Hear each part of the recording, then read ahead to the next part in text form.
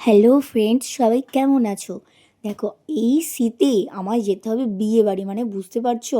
সোয়েটারটা পরবো না ভাবছিলাম, বাট অত স্টাইল দেখে লাভ নেই। সোয়েটার পরতে হবে না, ঠান্ডা লেগে, ভীষণ ঠান্ডা।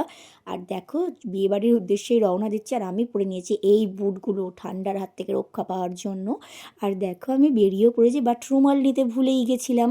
যার জন্য আমার একটা রুমাল নিতে হলো, কেননা মানে ঠান্ডায় না, মানে গেলে, বাইরে বেরোলে আমার নাক দিয়ে একটু জল বেরোয়। যার জন্য আমি এটা নিলাম, মানে রুমালটা নিলাম।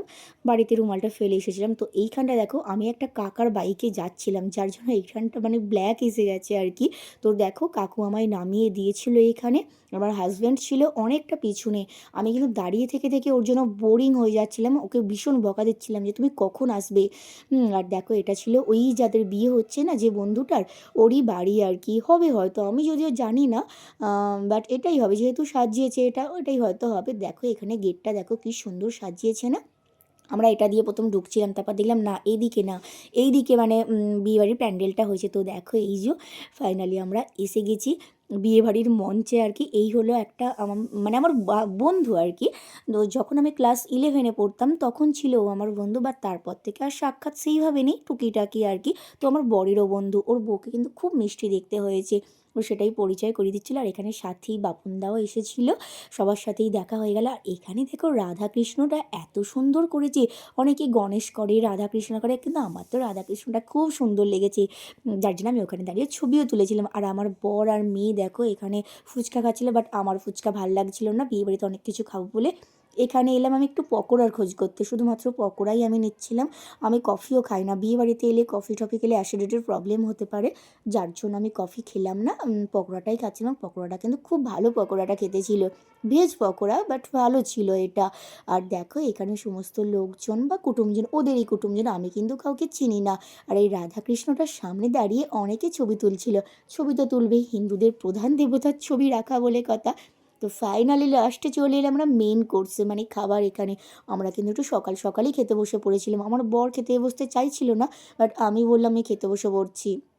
কেননা রাত্রি হয়ে গেলে বাড়ি যেতে, বাড়ি ফিরতে আরও ঠান্ডা লাগবে, খাওয়ার পরে এমনিই ঠান্ডা লাগে। ওই একটু দেরিতে খেতে চাইছিল, বাট আমি বসে পড়েছি। আর দেখো, এখানে মেনু কার্ডে কী কী আছে সেটাই তোমরা দেখে নাও। বেশি কিছু না, বাট যেগুলো করেছিল খুব ভালো করেছিল। এখানে ফিশ কাটলেটটা দিয়েছিল, আর ফিশ কাটলেট খেতে আমি তো খুবই ভালোবাসি, বাট ফিশটা ছিল অল্প একটুখানি, মশলাটাই একটু বেশি ছিল। আর এটা ছিল বেবি নান আর তারকা। বেবি নানটা কিন্তু খুব ভালো খেতে ছিল। এবার অনেক কিছুই ছিল, কিন্তু আমি কয়েকটা জিনিস খাই না বলে নিইনি। আর এখানে রাইসটা ছিল, চিলি চিকেনটা তো মানে এত জাস্ট সেই খেতে ছিল চিলি চিকেনটা। আর দেখো, আমার মেয়েও অল্প একটু আধটু খেয়েছে। আর আমার পাতটার অবস্থা দেখেছো, বিয়ে বাড়ি গেলে না আমার পাতের অবস্থা এই রকমই থাকে।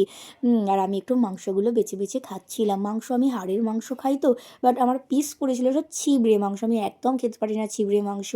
যাই হোক, সেখান থেকে একটু বেছে বেছে মাংসগুলো চিবাচ্ছিলাম, খাচ্ছিলাম। আর মাংস, চিলি চিকেন বা চিকেন কষাটাও ভালোই খেতে হয়েছিল। সেগুলোই নিয়েছিলাম, নিয়ে খাচ্ছিলাম। তো এখানে দেখো, আমার পাতের অবস্থা আবারও দেখাচ্ছি, পাতটা তো দেখাতে ইচ্ছা করছিল না। মানে যে আমি ভাবছিলাম যে এক্ষুনি বললে না হয় যে এত কিছু নিয়ে নষ্ট করা, আমার তো ভয় লাগে আবার নষ্ট করতে জিনিস। তারপর দেখো, একটু জল খেয়ে নিয়েছিলাম, খুব জল তেষ্টা পেয়েছিল। তারপরে চলে এলো ফ্রুট চাটনি আর পাঁপড়। ফ্রুট চাটনিটাও কিন্তু খুব সুন্দর খেতে, আর আমি পাঁপড় কিন্তু ফ্রুট চাটনি দিয়ে মিশিয়ে খাই, হেবি লাগে খেতে, তোমরাও খেয়ে দেখবে। আর এখানে ছিল সন্দেশ আর রসগোল্লা, খেজুরে গুড়ের রসগোল্লা, শীতকালে দারুণ খেতে। আর আইসক্রিম দেখো, কে আর আইসক্রিম খাবে, সবই আমার মেয়ের জন্য, যে ফ্রিজে রাখা হবে আর কি, ধুয়ে একটু ওপর ওপর। আর এই পানগুলোও বেশ ভালোই খেতে হবে, বাট আমি পান খাই না, পান খেলেই আমার পেটে যন্ত্রণা হয়, কেন জানি না। তারপর দেখো, এখানে দেখা হয়েছিল আমার বোনের সাথে, মানে মানে আমারই কাকার মেয়ে। আমাদের ওখানে আমাদের বেশ কাকা জ্যাঠার কিছু মেয়ে আমার বাড়ির পাশেই বিয়ে হয়েছে, তো ওদেরও নিমন্ত্রণ ছিল। তারপর দেখো, আমরা নিয়ে এবার বিয়ে বাড়ি থেকে বেরিয়ে পড়লাম। এবার কিসে যাব, আমার হাজব্যান্ড একটু টোটো দেখছিল যে পাওয়া যায় নাকি, নাহলে তো আর হেঁটে হেঁটে যেতে পারবো না, না।